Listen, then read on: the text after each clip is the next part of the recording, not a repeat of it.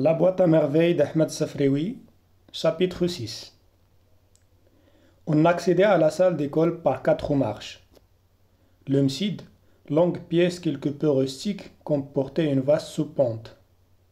Le maître installa là-haut 2 jarres en poterie vernissée, pour recueillir l'huile d'olive que les élèves apportaient par bouteille et par bol.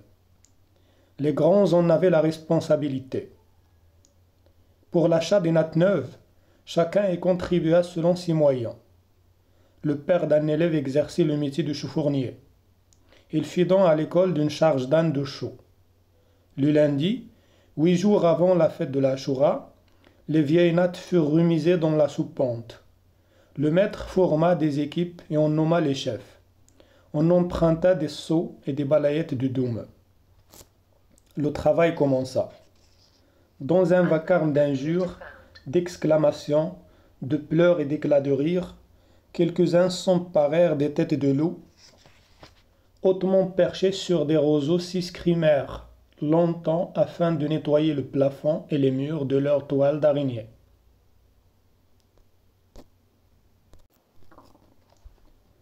Deux seaux énormes de lait de chaux furent préparés.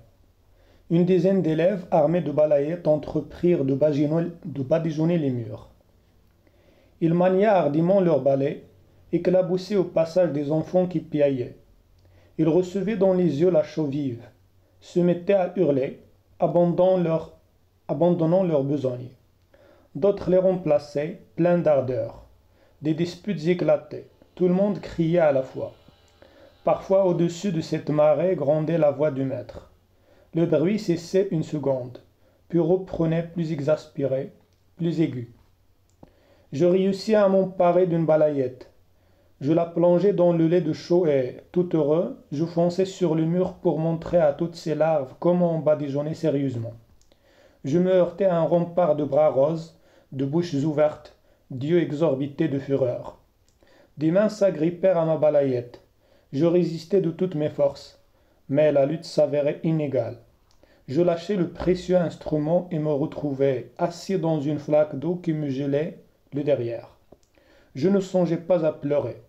Je me relevai, décidé à reprendre mon bien. Je me jetai dans la mêlée, mais la voix du maître domina le tumulte.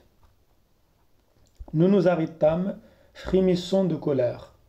Étendant nos bras et nos mains, les doigts écartés, nous nous mîmes tous à expliquer l'objet du malentendu. Nous demandions tous justice. La voix de chacun de nous essayait de dominer celle des autres. Le maître nous imposa silence, nous releva de nos fonctions et voyant nos mines dépitées, nous conseilla d'attendre qu'elle eût besoin de nous. Nous attendîmes dans un coin. Le frère décréta que seuls les grands étaient admis à passer les murs au lait de chaux. Nous attendîmes jusqu'au soir que le maître nous chargea de rendre le moindre service, et n'en fut rien. Les murs étaient blanchis. Le lendemain, des équipes furent de nouveau constituées. Chaque groupe avait sa spécialité. Je devins un personnage important. Je fus nommé chef des frotteurs. On procéda au lavage du sol. Une vingtaine d'élèves chargés d'énormes seaux faisaient la corvée d'eau. Ils allaient la chercher à la fontaine d'une zaouïa située à 50 pas de notre école. Le sol fut inondé. Je pris très au sérieux mon travail et, pour donner l'exemple, je maniai avec énergie ma balayette. J'en avais mal au rein. De temps à autre, je me redressais tout rouge. Les muscles des bras me faisaient mal. Au repos, je les sentais trembler. Dans l'eau jusqu'aux chevilles, pieds nus, bousculé par celui-ci, insulté par celui-là, j'étais heureux. Adieu les leçons, les récitations collectives. Les planchettes rigides, rébarbatives, inhumaines. Frottant le sol en terre battue, incrusté de poussière et de crasse, orné d'énormes étoiles de chaux qui résistaient à notre brossage énergique. Hé, tu m'as donné un coup de coude dans l'œil. Fais attention, tu m'as mouillé jusqu'à la ceinture. Regarde, Driss, il est tombé dans le seau. Ah, il va se noyer, il va se noyer. Frottez, paresseux. Paresseux toi-même, notre coin est plus propre que le tien. Avec des chiffons de jute, nous essuyâmes partout. Le soir, je revins à la maison mort de fatigue, mais très fier de ma journée. Devant mes parents, je me vantais de mes multiples exploits. Je réussis à les convaincre que, sans moi, aucun résultat sérieux n'aurait été obtenu. Mon père me félicita. Il dit à ma mère que je devenais vraiment un homme. Je me mis au lit. Pendant mon sommeil, il m'arriva de me mettre sur mon séant, de hurler des ordres, de distribuer des injures. Ma mère me recouchait avec des gestes tendres, des phrases affectueuses. Le matin, je me préparais pour partir à l'école. Ma mère m'en empêcha. Elle m'expliqua qu'elle avait besoin de moi pour l'accompagner à la Qisariya, le marché des tissus. Il était temps de songer à mes habits de fête. J'applaudis avec enthousiasme. Est-ce que j'aurai une chemise neuve? Tu auras une chemise neuve. Est-ce que je porterai un gilet avec des sous-taches? Tu porteras un gilet avec des sous-taches. Est-ce que je mettrai ma djellaba blanche que tu as rangée dans le coffre? Tu porteras ta djellaba blanche, des babouches neuves que te fabrique Moulay Arbi, le mari de la Laïcha, et une belle sacoche brodée. Je me dressai de toute ma taille, je bombais le torse. J'esquissais même quelques pas d'une danse barbare. Je ne me livrais à de telles excentricités que dans des circonstances exceptionnelles. J'allais même pousser un ou deux ululements quand ma mère me rappela à plus de dignité. Fatma Bziouyar riait à gorge déployée. Son rire ne me choquait pas. Ce matin, je me sentais capable de bonté, d'indulgence. J'étais d'une générosité sans borne. Je pardonnais à Zineb, dans mon fort intérieur, toutes les misères qu'il m'avait fait subir. Je pardonnais à son chat qui était revenu après s'être débarrassé de son collier. Ma belle chienne d'or. Je pardonnais au mardi d'être des jours trop longs. À la baguette togoniacée de mordre si souvent la chair fragile de mes oreilles. Je pardonnais aux jours de lessive d'être particulièrement froid et triste. Je pardonnais tout au monde et de moi à ceux que je connaissais du monde. Je laissais ma mère vaquer à ses multiples besognes avant de se préparer pour sortir et je montais sur la terrasse où personne ne pouvait me voir éparpillé, aux quatre vents l'excès de joie dont je me sentais débordé. Je courais, je chantais, je battais violemment les murs avec une baguette trouvée, là par le plus heureux des hasards. La baguette devenait un sabre. Je la maniais avec adresse. Je pourfondais des ennemis invisibles. Je coupais la tête aux pachas, aux prévôts des marchands et à leurs sbires. La baguette devenait cheval et je paradais.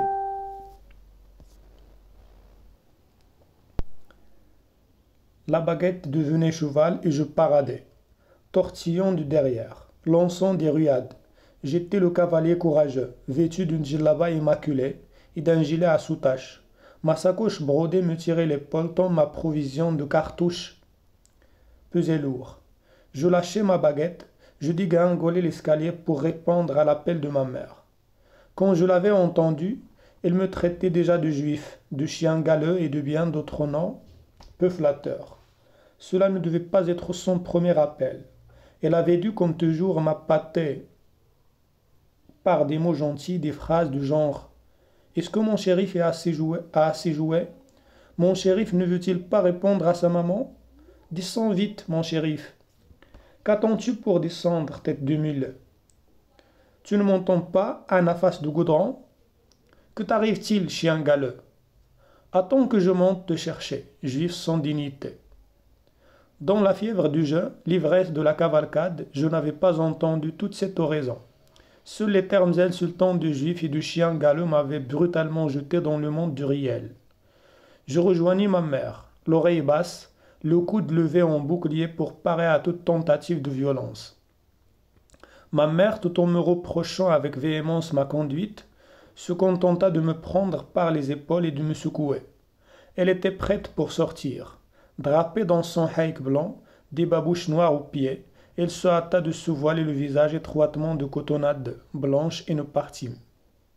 Rahma la pria de se renseigner sur les prix actuels des tissus, notamment sur le prix de cette mousseline appelée persil et de ce satin à la mode qui portait le joli nom de bouquet du sultan. Nous avions déjà parcouru un certain trajet. Nous arrivions presque au tournant de la ruelle quand la Lakenza la Chouafa nous rappela. Ma mère répugnait à refaire le même chemin. Elle lui demanda de loin ce qu'elle voulait. De la maison, la principale locataire manifesta son intention de renouveler le stock de ses robes de confrérie.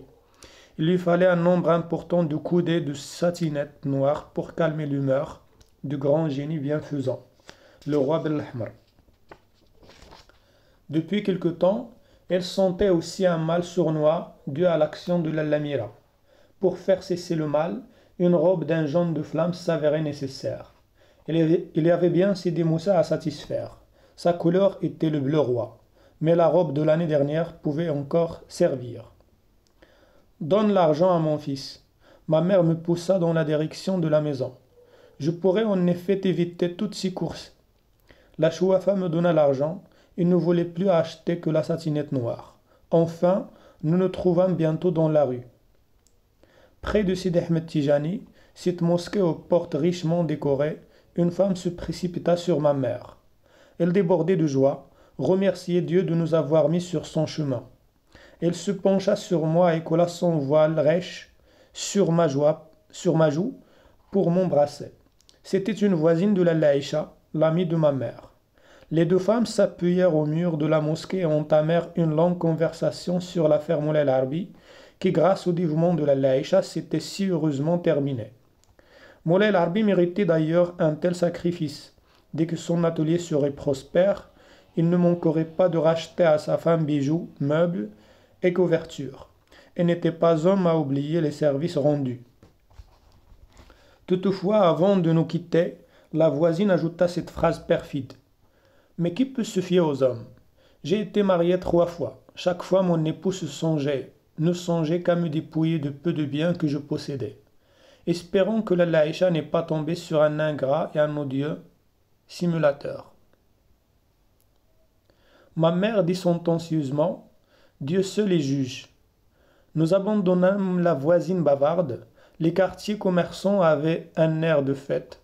Une foule de citadins et de campagnards se pressaient dans la rue des épiciers, la place des notaires, le marché des fruits secs. Des âniers poussaient des bêtes chétives lourdement chargées de sacs de sucre, de caisses de bougies, de ballots de cotonnade, de vaisselle de faïence et de bambeltories. Il se formait à chaque carrefour un embouteillage compliqué. Nous finissions toujours par nous faufiler à travers les groupes de badauds, pour circuler plus aisément. J'avais enlevé mes babouches. Je les mis dans mon capuchon. À chaque pas, ma mère me recommandait d'y faire très attention. Je pouvais les perdre dans la bousculade ou les faire voler. Je la rassurais, je les sentais battre légèrement mon dos. J'aperçus les premières boutiques de tissus, on les reconnaissait de loin. Les marchands, pour attirer les chalands, accrochaient à leurs auvents des banderoles de soie. Des tricots de couleur fanée, des mouchoirs brodés au point plat. La Qessaria, rendez-vous de toutes les élégantes de la ville, me parut contenir les fabuleux trésors de Sulayman, fils de David, des cafetans de drapes amarantes, des gilets précieusement ornementés de passementeries et de boutons de soie, des djellabas en voile de laine, des burnous somptueux voisinés avec des tulles irisés comme des toiles d'araignée sous la rosée, des taffetas, des satins moirés et des crotonnes aux couleurs sauvages. Le gazouillis des femmes prêtait à ce lieu je ne sais quelle atmosphère d'intimité. Les marchands ne ressemblaient pas à ceux des autres souks. La plupart étaient des jeunes gens, beaux de visage, très soignés dans leur mise, courtois dans leur langage. Ils ne se mettaient jamais en colère, faisaient montre d'une patience sans limite, se dérangeaient pour montrer à une cliente une étoffe posée sur le plus haut rayon, dépliaient la pièce, la repliaient pour la remettre à sa place, la cliente ayant déniché sous une pile de soieries une étoffe qui lui plaisait mieux. Nous fîmes 5 ou 6 boutiques avant d'acheter 3 coudées de cotonnade blanche. Ils devaient servir à me faire confectionner une chemise. C'était de la cotonnade de bonne qualité, la qualité poisson. Ma mère ne voulait pas d'autre marque. Le marchand nous montra imprimé en bleu sur une assez grande longueur de la pièce un poisson avec toutes ses écailles. Le cérémonial de marchandage dura beaucoup moins que lorsqu'il fallut payer le gilet rouge à soutache. Nous nous arrêtâmes devant une dizaine de magasins. Les marchands sont pressés de nous montrer des piles de gilet de ma taille. Toutes les nuances de rouge défilaient sous nos yeux. Aucune ne correspondait au ton que désirait ma mère. Finalement, il fixa son choix sur un gilet cerise abondamment orné de serpentins et de fleurons en passementerie, légèrement plus foncé que le tissu. Elle m'enleva la djellaba, m'essaya le gilet, me le boutonna jusqu'au cou, s'éloigna pour se rendre compte de l'effet. Me fit signe de tourner à droite, puis de tourner à gauche, mit un temps infini à le déboutonner. On fit une boule qu'il fourra brutalement entre les mains du marchand. Le boutiquier s'informa. « Cet article te plaît-il » ? « C'est le prix qui en décidera, répondit ma mère. Alors je prépare le paquet aux clients sérieux. Je consens toujours à un rabais. Ce gilet vend couramment 5 rios. Je te laisse pour 4 rios seulement. Coupons court à toute discussion. Je t'en offre 2 rios. Tu ne m'en offres pas le prix de revient. J'en fais le serment. Je ne le céderai pas à ce prix. Devrais-je mendier ce soir pour nourrir mes enfants ? Le marchand avait fini de plier le gilet soigneusement et cherchait un papier pour faire le paquet. « Écoute, dit ma mère, je suis mère de famille. Je m'occupe de ma maison. Je n'ai guère le temps de marchander. Voudrais-tu me laisser ce gilet à 2 rios un quart ? Je fais ce sacrifice pour mon fils qui aimerait tellement porter ce vêtement le jour de l'Achoura. Ce garçon me plaît. Je ferai un effort en sa faveur. Donne-moi 3 rios et demi. » Le marchand tendit la main et s'attendait à recevoir l'argent. Ma mère lui tourna le dos, me prit par le poignet et m'entraîna quelques pas. « Viens, me dit-elle. Les gilets ne manquent pas à la Kessaria. Nous trouverons bien un boutiquier sérieux qui sache parler raisonnablement. » Le marchand se mit à nous rappeler d'un ton pressant. « Reviens, Lalla, reviens donc. Le gilet plaît à cet enfant. Je te l'abandonnerai plutôt que de le priver de plaisir de le porter. Certes, les gilets ne manquent pas dans les boutiques de la Kessaria, mais pourras-tu vraiment en trouver de cette qualité ? Admire avec quel soin ont été faites toutes les coutures. Regarde l'exécution des boutons. Prends ce gilet. Paie-moi le prix que tu estimes raisonnable. Tu me parais être une shérifa pleine de baraka. Je te demanderai de ne pas m'oublier dans tes prières, afin que le prophète intercède en ma faveur, le jour du jugement. » Fin de la première partie.